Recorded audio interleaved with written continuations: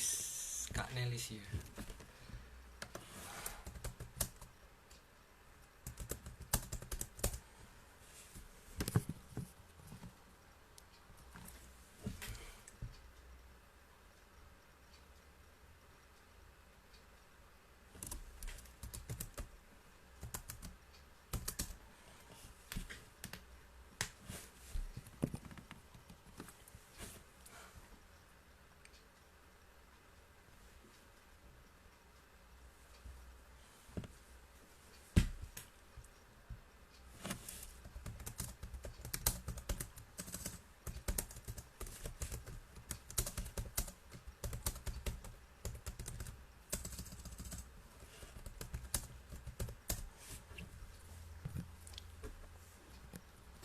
Halo kami, halo Mia.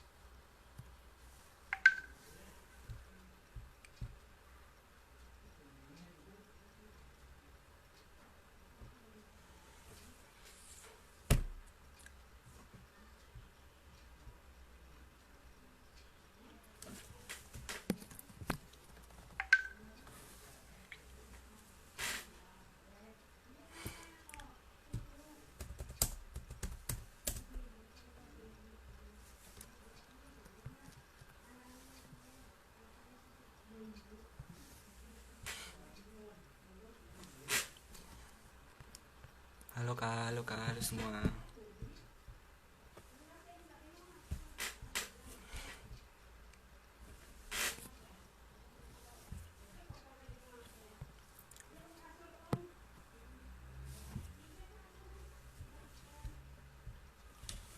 Jadi acara Himagi kali ini yaitu Q&A ya, teman-teman semua.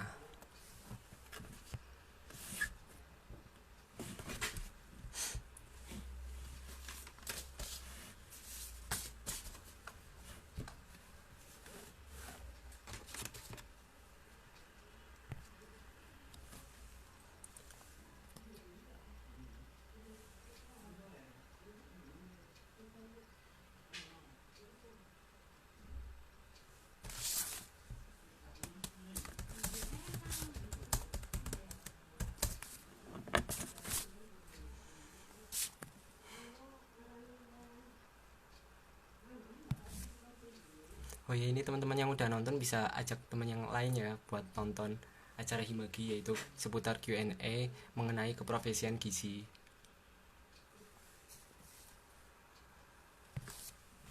Baru 4 orang nih yang nonton, baru 5.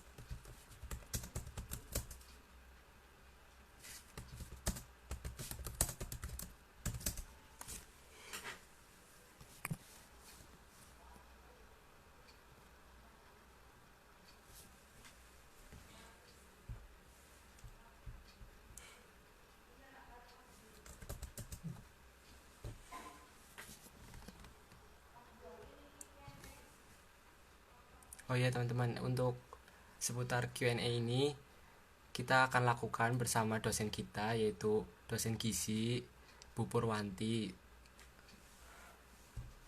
Nanti teman-teman bisa simak ya, kalau perlu dicatat yang akan ingin ditanyakan, bisa nanti tanyakan lewat kolom komentar ya.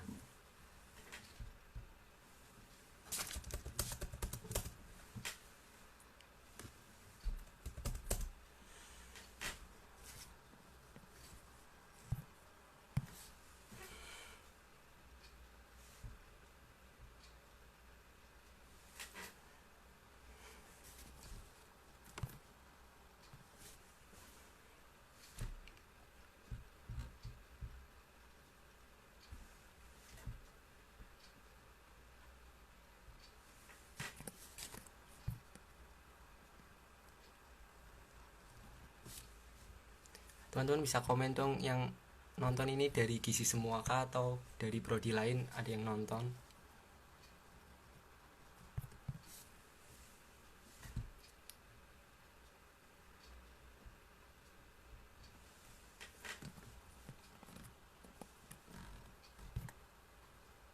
Baru 9 orang yang menonton.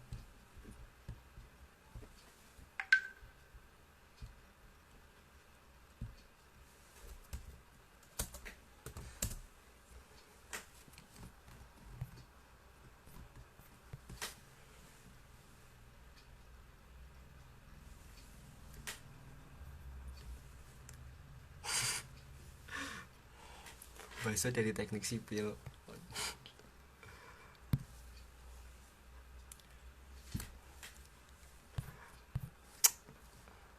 Yang lainnya coba.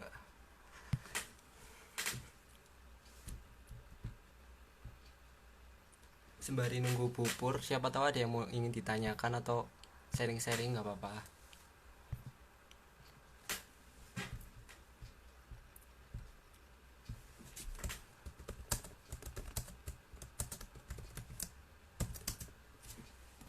Oke, makasih Kak Mei.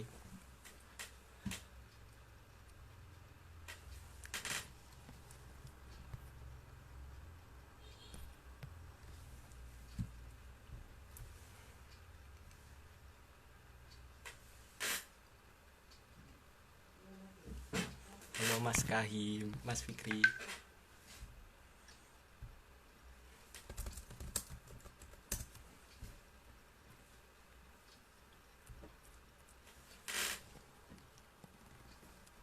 Oh ya baik, nih sudah ada Bu Purwanti selaku dosen gizi Unimus. Bisa dipersiapkan ya teman-teman.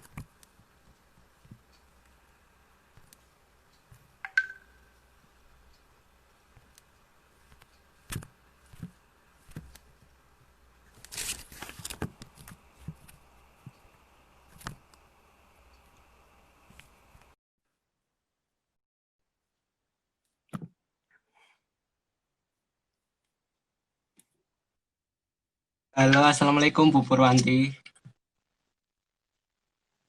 Ya, Waalaikumsalam warahmatullahi Apa kabar? wabarakatuh. Apa kabar Ibu? Alhamdulillah baik-baik. Adik-adik sehat-sehat juga? Alhamdulillah sehat Bu. Oh ya, lancar ya kuliahnya Lancar ya. ya kuliahnya ya.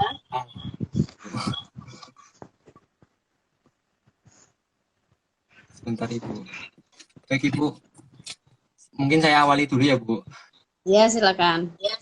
Assalamualaikum warahmatullahi wabarakatuh.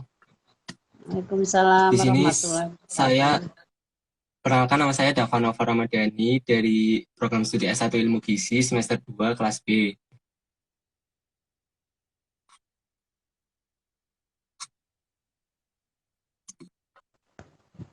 Mungkin untuk awalnya saya akan bacakan CV dari Bu Purwanti nggih. Monggo. Oke. Oke. Nama lengkap Insinyur Purwanti Susanti MKes, tempat tanggal lahir Cilacap 28 Mei 1960, alamat Jalan Manggis 3 nomor 18B, Semarang, kode pos 50249. Pekerjaan pengajar Universitas Muhammadiyah Semarang, email purwanereja@gmail.com, HP 08122827731. Untuk nomor WA sama, yaitu 08122827731. Untuk nomor NPWP 6939.969.5-508.000. Riwayat pendidikan yang pertama SD Negeri 4 Wanareja, Cilacap, lulus tahun 1971. Yang kedua SMP Muhammadiyah Wanareja, Cilacap, lulus tahun 1974. Yang ketiga SMA Muhammadiyah Purwakarta, lulus tahun 1980. Yang keempat S1 Gizi Masyarakat dan Sumber Daya Keluarga Institut Pertanian Bogor, lulus tahun 1985. Yang terakhir S2 Manajemen Gizi Universitas Gadjah Mada Yogyakarta, lulus tahun 2000. Riwayat pekerjaan yang pertama, Kepala Si Gizi Dinas Kesehatan Kota Semarang tahun 2002 sampai dengan 2010. Kepala Bidang Kesehatan Keluarga Dinas Kesehatan Kota Semarang tahun 2010 sampai dengan 2016. Yang ketiga, Kepala Bidang Kesehatan Masyarakat Dinas Kesehatan Kota Semarang tahun 2017-2018. Yang terakhir, pengajar di Universitas Muhammadiyah Semarang sampai sekarang. Yang ketiga, pelatihan yang pernah diikuti yaitu konseling menyusui modul 40 jam WHO atau UNICEF tahun 2011. Yang kedua, dokter, bidan, tenaga, dan kader kesehatan tentang penguatan upaya rehabilitasi pada kelas ibu hamil tahun 2013. Yang ketiga, Training of Social Marketing for Sustainability of Community Mobilization on Communicable Design Program 2017. Yang keempat, pengalaman organisasi. Yang pertama, Kepala DPC Persagi Kota Semarang. Yang kedua, Kepala Korpri Dinas Kesehatan Kota Semarang. Yang ketiga, Kepala Majelis Kesehatan Pimpinan Daerah Aisyah Kota Semarang.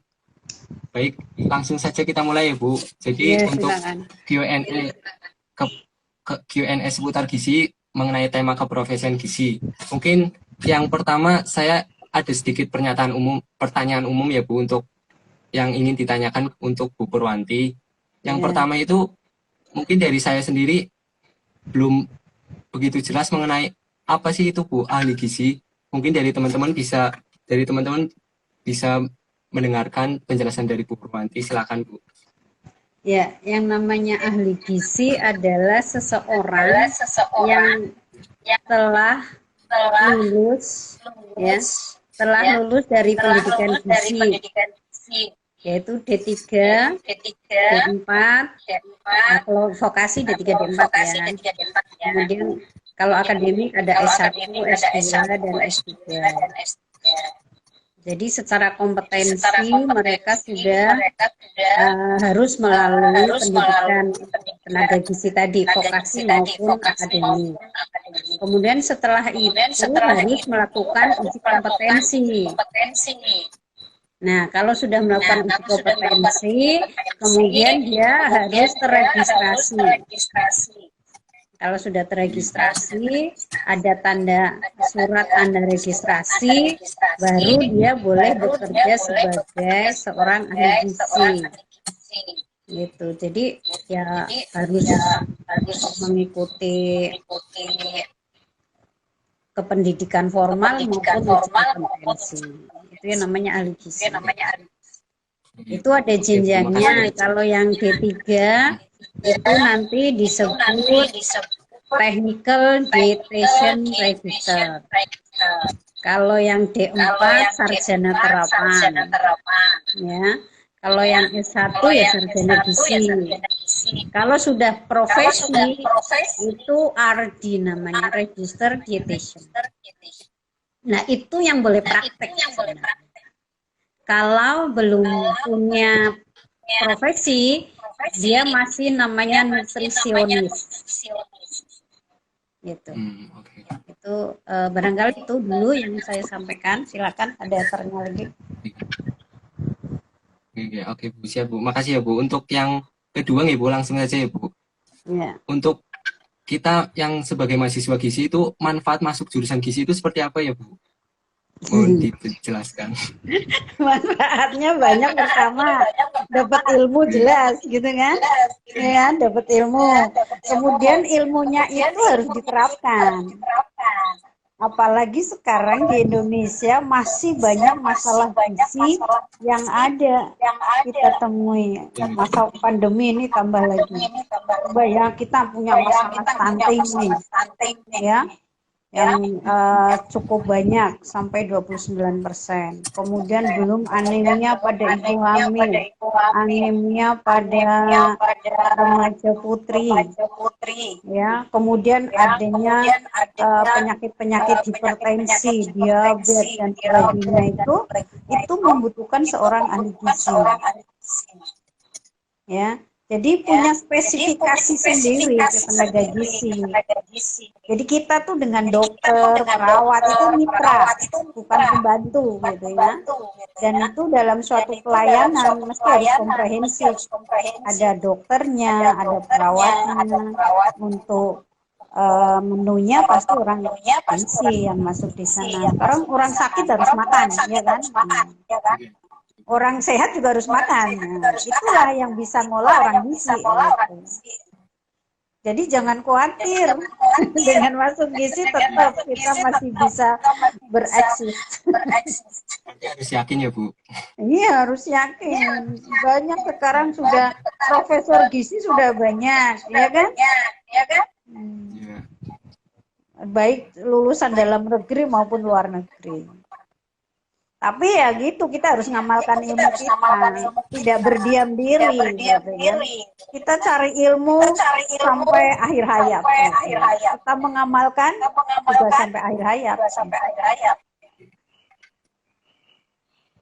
Semangat. Mohon maaf Bu, ini terima kasih Bu, siap. Mohon maaf Bu, ini suaranya dari Bu Purwanti agak gema Bu, jadi kurang Oh iya, jelas. aduh gimana Iya, ya? iya. Udah tak besarin nih polik. Oh, iya. Iya pun Bu. Baik Bu, lanjut saja ya Bu Ya. untuk lanjutkan pertanyaan umum yang ketiga. Ketika kita mahasiswa sudah lulus ya Bu dari program studi baik S1 maupun D3, peluang kerja apa ya Bu yang cocok untuk S1 gizi itu Bu, baik S1 maupun D3? Ya, kita tidak hanya di formasi PNS ya, tapi di swasta juga bisa, atau juga secara mandiri. Dari ilmu-ilmu yang Anda dapatkan, kita bisa juga melakukan kerja mandiri. Kalau di fasilitas kesehatan ya di puskesmas, rumah sakit maupun klinik ya, gitu. Kemudian kalau mandiri ya kita misalnya buka konseling, gitu ya. Kemudian catering atau kewirausahaan yang lain. Itu kira-kira lapangan pekerjaannya. Jadi konsultan, jadi peneliti, jadi pendidik, kan bisa aja itu. Ya. Ya Bu, mohon maaf Bu, izin saran untuk menggunakan handset saja Bu, biar dari teman-teman mahasiswa gizi yang lain itu bisa dengar. Oh iya dong. Tapi mungkin kalau bisa tanya lewat chat enggak bisa. Oh, iya Bu. Yang headset ya, saya tak nyari dulu ya headsetnya.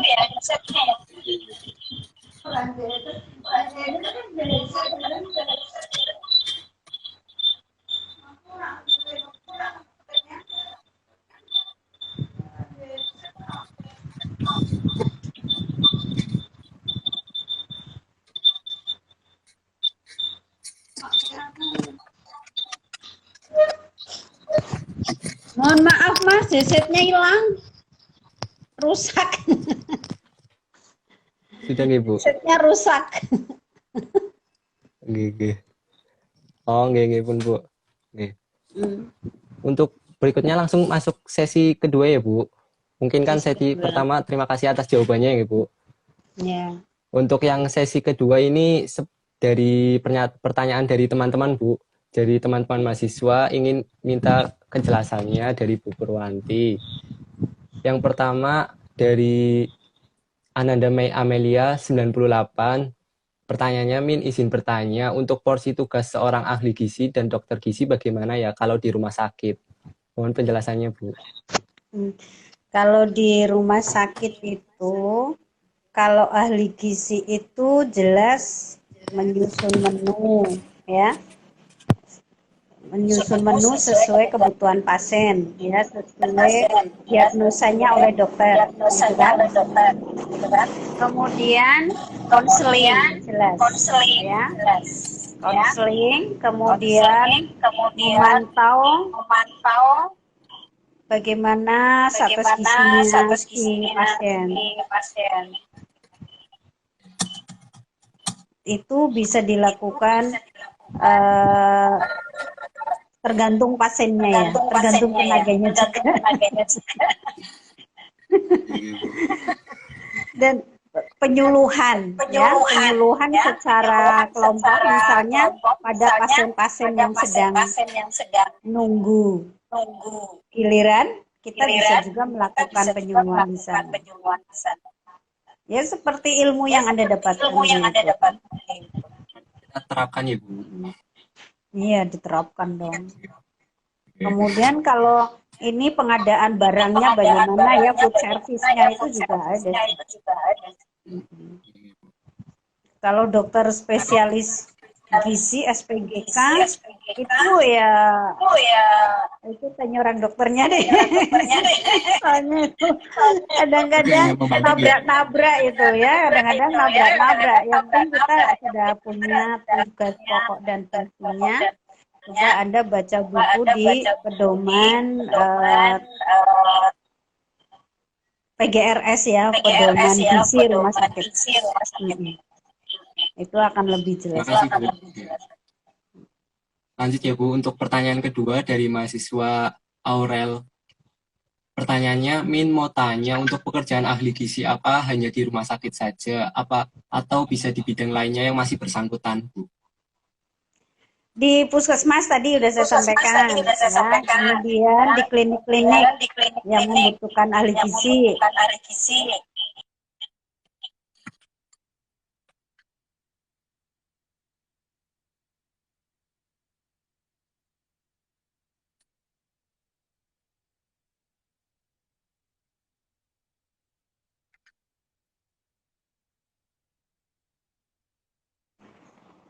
Terus ya karena susah, jadi ya kita mungkin aja ya ada ilmu menu,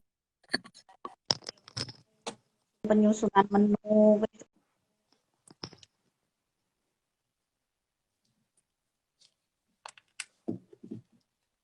Ya, mohon maaf Bu, putus-putus Bu. Oh ya.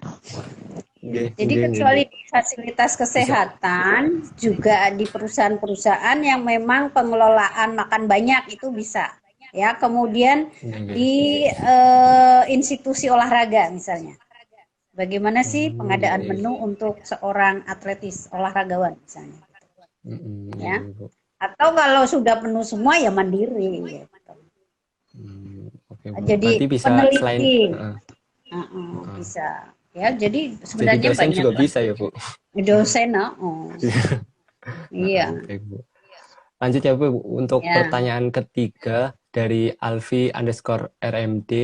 Pertanyaannya Kak, izin bertanya, kalau lulusan S1 gizi ingin menggeluti gizi klinik, apakah sebaiknya lanjut pendidikan profesi atau tidak? Jika kalau ingin lanjut profesi, lebih baik yang mana setelah lulus S1 langsung lanjut pendidikan profesi atau bekerja dulu baru kemudian ambil pendidikan profesi, Bu?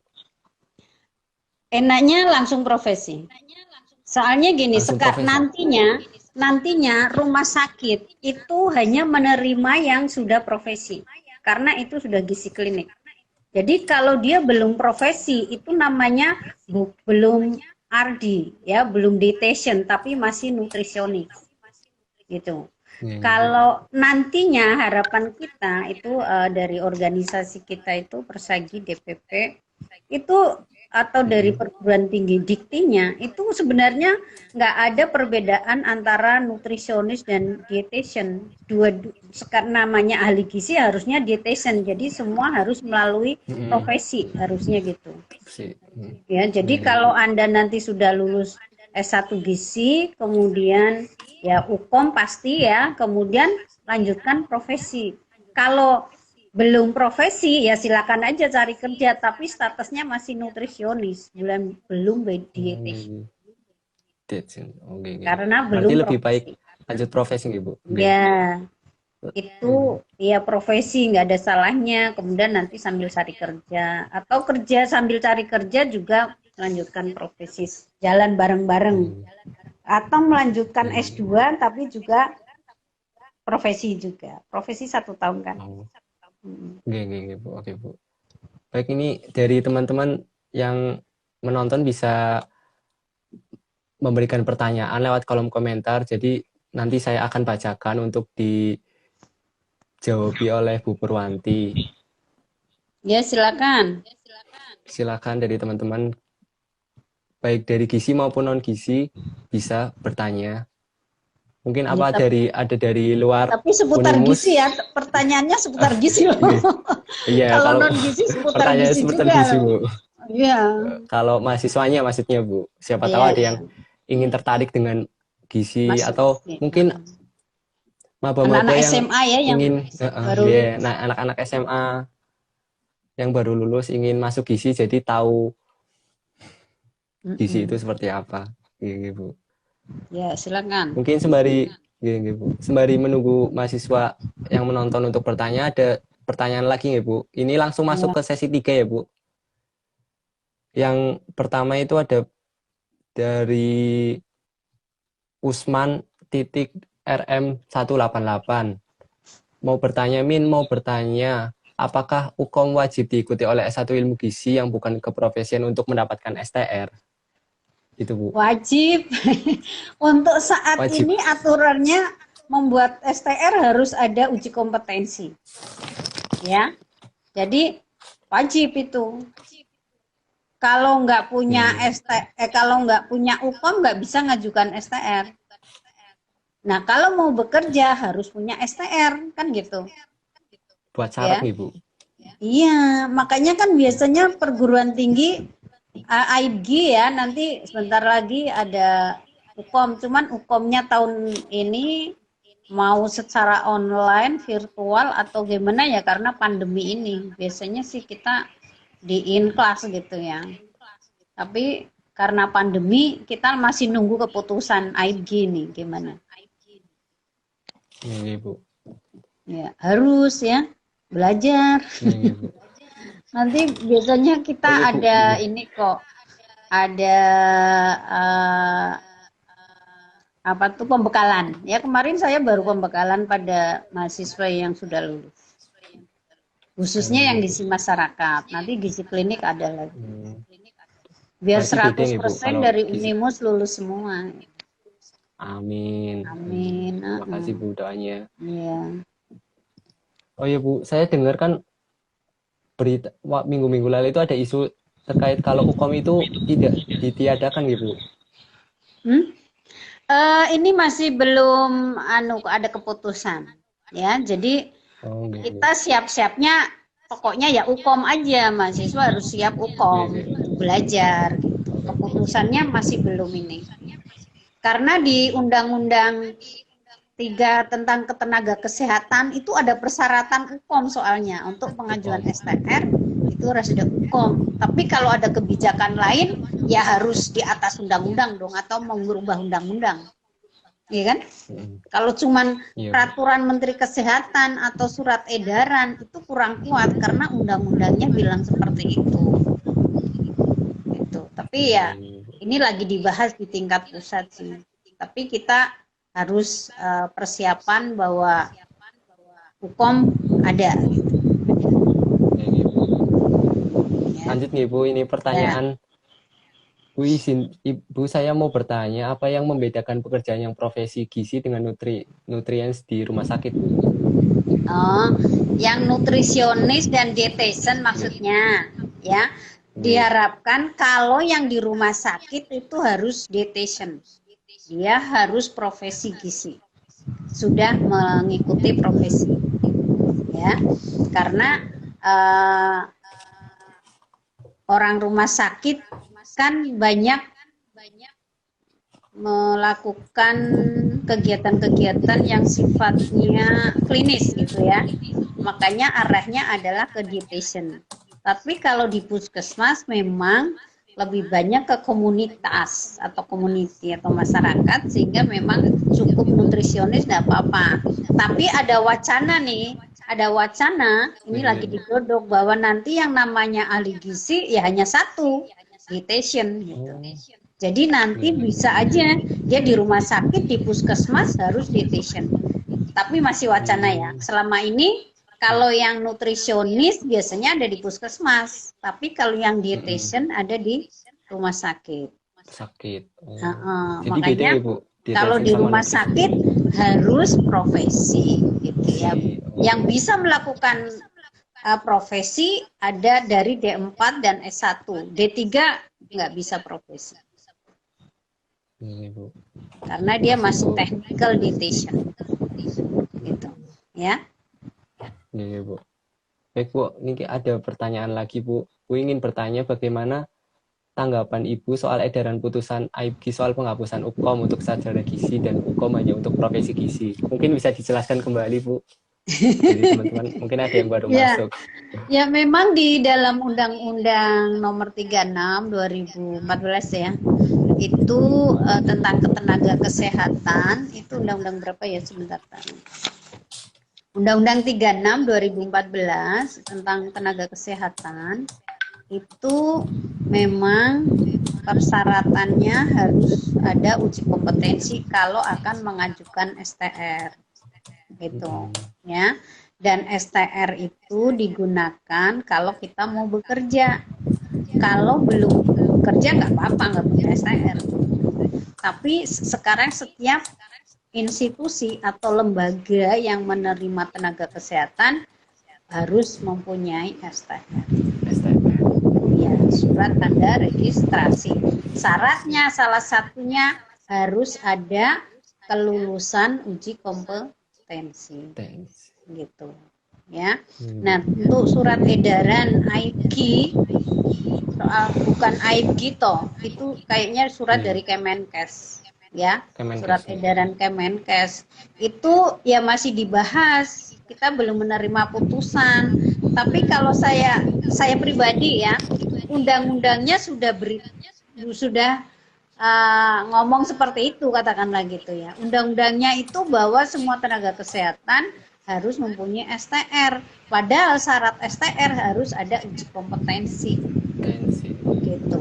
Dan tidak hanya gizi kan, tenaga kesehatan tuh tidak hanya gizi yang melakukan uji kompetensi, semua. Ya kan, dokter, bidan, perawat, dokter gigi semua pasti melalui uji kompetensi. Karena memang kita itu kan hubungannya dengan nyawa orang. Itu jadi benar-benar harus kompeten gitu. Ya. Nah, kalau toh nanti ada surat edaran Menkes dan itu ternyata disetujui oleh AIBGI dan profesi kita atau profesi yang lain, ya kita ikuti gitu ya. Tapi lebih kuat di undang-undang dibandingkan di surat edaran. Itu kan bukti bahwa kita sudah kompeten apa belum sih untuk melakukan pelayanan gizi kan gitu. Ya. Gitu. Kalau saya suka UKOM, kalau saya suka UKOM untuk menguji kompetensi. Jadi karena mengukur itu, ya Bu, mengukur pengetahuan kita ya Bu. Itu materi yang diberikan itu kuliah di semester 3 atau 1 bahkan itu ada. Gitu. Ya. Mungkin saya mau tanya Bu, mungkin dari UKOM ya Bu, itu apakah ada, misal saya kan semester 2 ya Bu, belum, maksudnya sudah memikirkan tentang UKOM itu. Jadi UKOM itu dari mahasiswa sendiri itu ada berapa sih Bu? Maksudnya kita itu boleh mengikuti UKOM, semisal UKOM pertama itu kita nggak lulus, nggak memenuhi syarat, itu ada, apakah ada UKOM lagi Bu? Boleh mengikuti? Iya, boleh ngulang lagi Pak.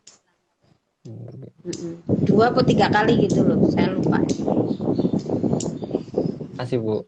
Ya. Lanjut lagi ya Bu, pertanyaannya ini dari Isna ini, izin bertanya Bu, untuk yang D3 lebih baik lanjut D4 atau S1 Bu? Ya. Dia dari ya. Ya, kalau dia mau ke jalur akademisi, jadi ke sarjana ya S1. Tapi kalau dia mau tetap vokasi ya D4. Ya kan? Tapi kalau D4 nanti dia bisa S2 enggak, karena gizi kan belum ada S2 terapan. Ya kan? Gizi kan belum ada S2 terapan kan? S2-nya masih akademisi. S1, S2, S3. Beda kalau yang bidan memang sudah ada S2 terapan gitu. Dan kalau S1 kan arahnya itu lebih ke manajemen gitu ya. Manajerial gitu. Kalau di terapan namanya terapan kan, menerapkan langsung gitu. ke arah praktiknya ya Bu. Iya. Hmm. Lanjut nggih Bu untuk pertanyaan syarat untuk bisa membuka praktik konseling gizi itu gimana nggih Bu? Oh ya, syaratnya harus ardi. Jadi kalau nggak ardi nggak bisa membuka praktek. Itu. Hmm. Yang bisa punya ardi ya D4 atau S1 minimal. D3 nggak bisa. Hmm. Itu syaratnya. Memang kalau ardi itu silakan praktek. Tapi kalau dia tidak profesi, ya, kemudian dia nggak bisa praktek, dia hanya bisa bekerja di fasilitas kesehatan atau yang lain. Gitu. Kalau mau praktek mandiri harus ardi. Ini, mohon maaf Bu, mungkin dari semester 2 belum tahu itu ardi itu gimana nih Bu? Ardi Khususnya itu saya. adalah register ditation. Itu adalah D4 atau S1 yang sudah mengikuti profesi dan lulus uji kompetensi. Itu. Ya. Ini, Bu. Ini Kasih, Bu. rata-rata Lanjut, anggotanya Himagi itu semester berapa sih? kalau anggotanya itu kebanyakan itu dari semester 2 nih Bu. Mungkin nanti next periode mungkin dari maba-maba. Oh iya. Nih. Ya nggak apa-apa, lebih awal tahu lebih bagus. Ya, Bu. Lanjut ya Bu. Ya. Untuk pertanyaan berikutnya, bagi mahasiswa yang sudah lulus S1 ingin lanjut ke S2, menurut Ibu bagusnya kerja terlebih dahulu untuk mendapatkan pengalaman terlebih dahulu atau langsung S2, Bu?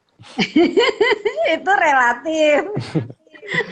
Kalau Iya. belum punya, kalau belum cari kerja belum dapat, ya mending daripada nganggur ya langsung S2 kan gitu toh. Iya enggak?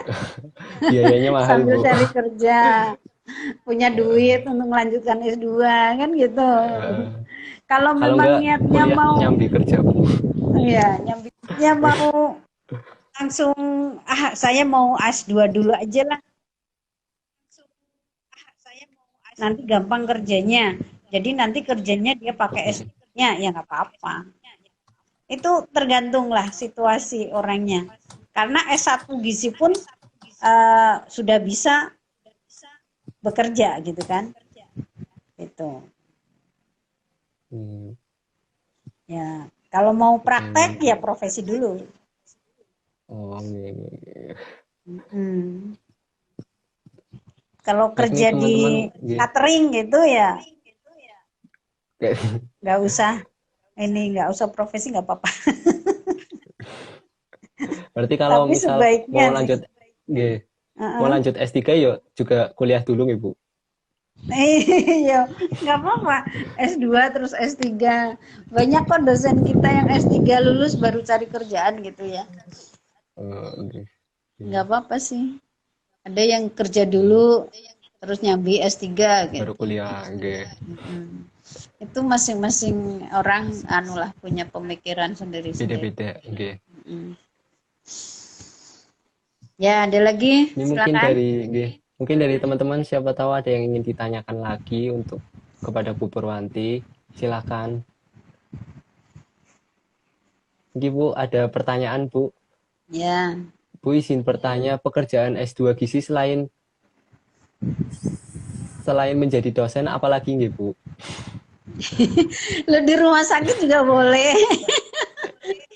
Mungkin di litbang juga boleh gitu kan. Mau buka konseling sendiri juga boleh. Ya, emang rata-rata sih dosen ya selama ini. Mau mungkin buka kalau di rumah LSM sakit juga itu kebanyakan boleh. S1. Buka LSM juga boleh. Tapi setahu saya kalau di rumah sakit itu kebanyakan dari S1 nggih, Bu? Ya, D4. Ya, dulu ada. Kalau zaman dulu kan D3 masih bisa. Sekarang rata-rata minimal D4 yang sudah profesi. D4 tuh kayak disetarakan dengan S1 gitu. Tapi jalurnya beda. Ini vokasi dan ini akademik.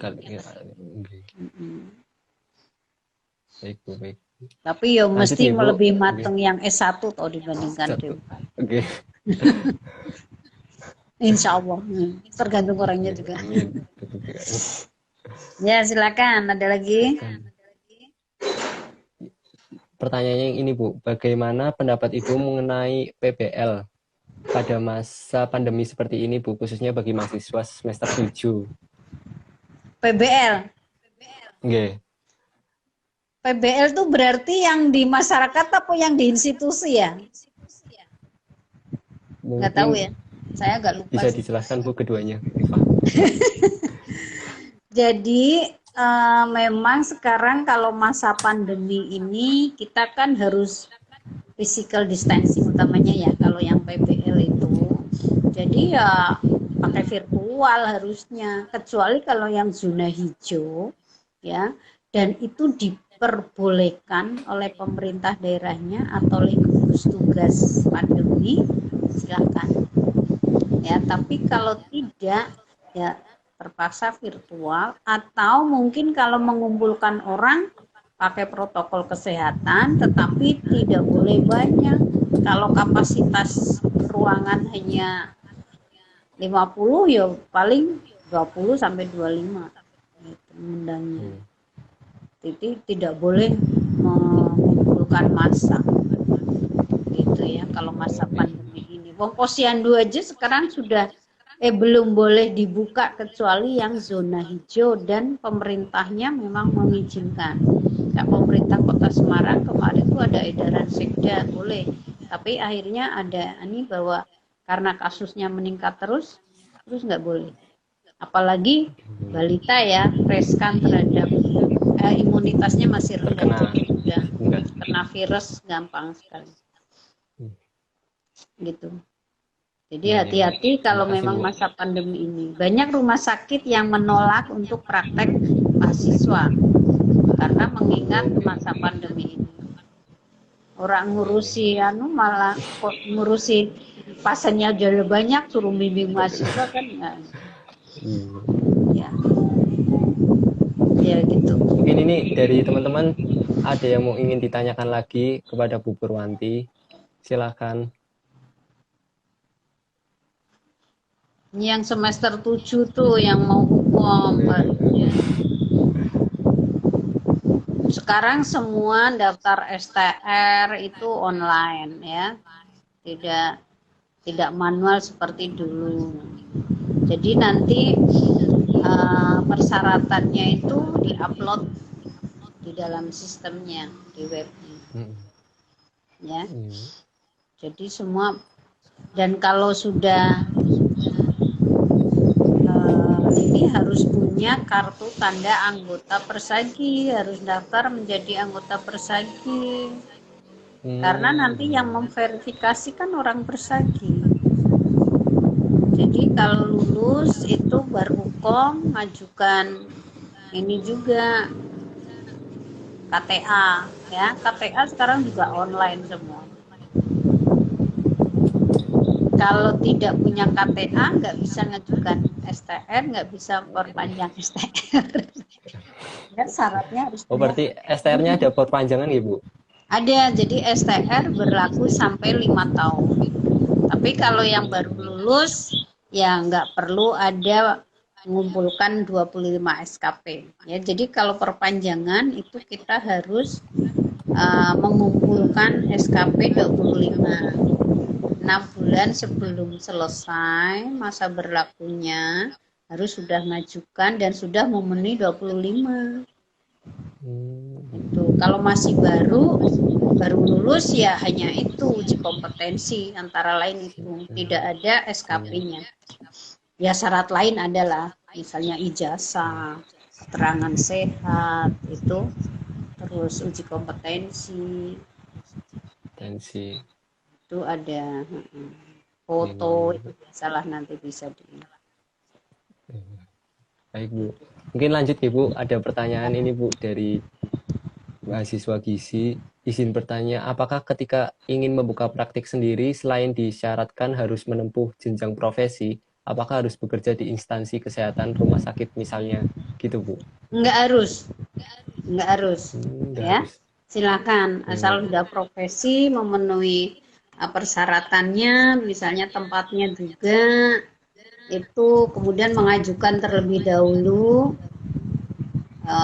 kepada pemerintah daerah. Kalau surat izin praktek itu tidak ke Kemenkes atau ke MTK, sekarang Konsil ya, bukan MTKI, sekarang Konsil Tenaga Kesehatan Indonesia, tetapi ke pemerintah daerah yang persyaratannya antara lain harus ada STR dan uji kompetensi tadi RD, dia sudah punya sertifikat bahwa dia adalah seorang RD, Register Dietitian. Gitu. Kalau profesi kan pasti udah lulus, ada ijazah RD-nya toh, dan ujian kompetensi. Nggak harus, kalau itu boleh langsung praktek. Oke Bu, terima kasih Bu. Mungkin pertanyaan dari saya ya Bu, kan saya semester 2, mungkin ingin bertanya itu Bu, mungkin tips biar dapat IPK bagus itu gimana nih Bu? biar lulusnya itu 3,5 tahun. Apakah hanya belajar saja Bu atau yang lainnya? Mungkin. Belajar, berdoa, selalu dalam keadaan sehat. Kalau bingung tanya ke dosen, nggak usah malu-malu gitu. Baik Bu. Ya.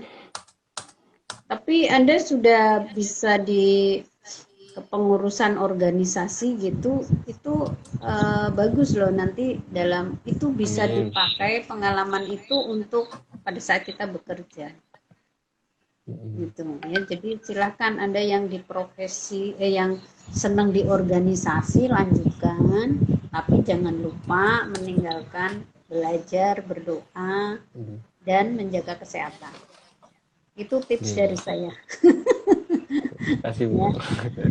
Hindarkan hal-hal yang membuat kita tidak sehat, misalnya merokok, terus apalagi makanannya tidak bersih gitu ya, lingkungan tidak bersih dan sebagainya lah gitu. Jadi kita tetap fit sehat, insya Allah. Ya. Amin. Makasih Bu. Mungkin dari teman-teman siapa tahu ada yang ingin ditanyakan kembali sebelum diakhiri. Apakah ada pertanyaan? Silakan, ada yang tanya.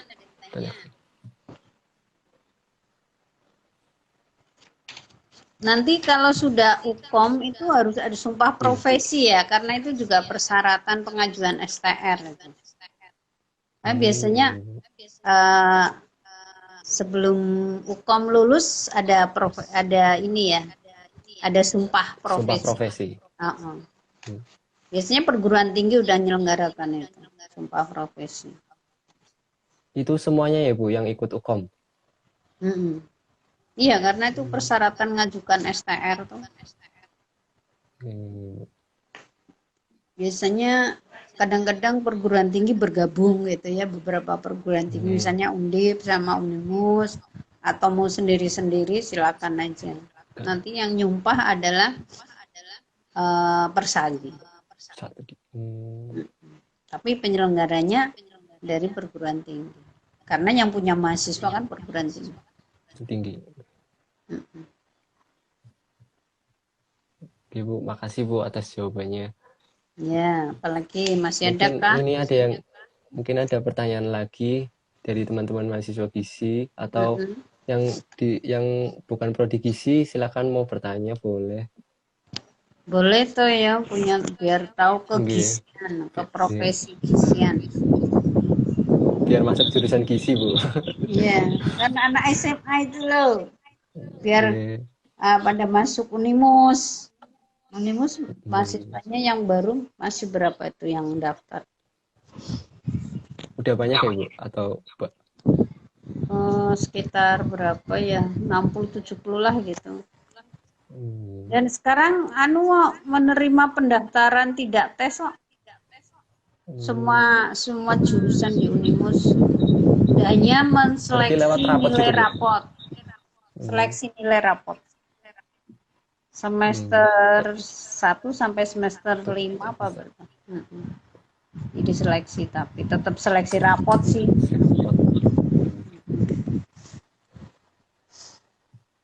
Mungkin jika Lagi, Mas. tidak ada yang bertanya kah dari teman-teman gizi? Silakan. Nggak ada. Nggak Berapa ada. orang Jika tuh ini tidak ada, yang ini? Mas yang yang join nonton, Bu. berapa orang? Di tertera itu ada 22 orang, Bu. Oh, Oke. Mungkin udah pada keluar, ada yang udah keluar, Bu. Tadinya nggak 22, Bu. nggak apa-apa. Ya, Bu, mungkin cukup sekian ya, Bu, untuk seputar Q&A kali ini mengenai keprofesian gizi.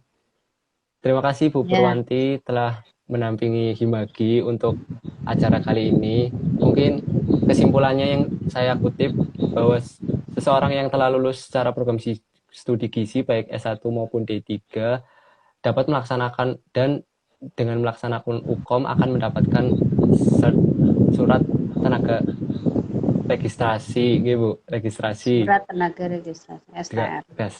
STR.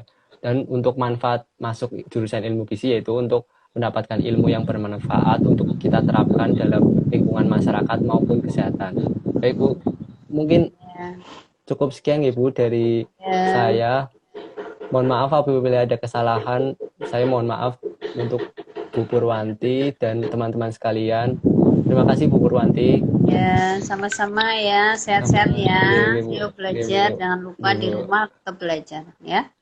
Oke, Terima kasih Bu. Wassalamualaikum warahmatullahi wabarakatuh. Assalamualaikum warahmatullahi wabarakatuh.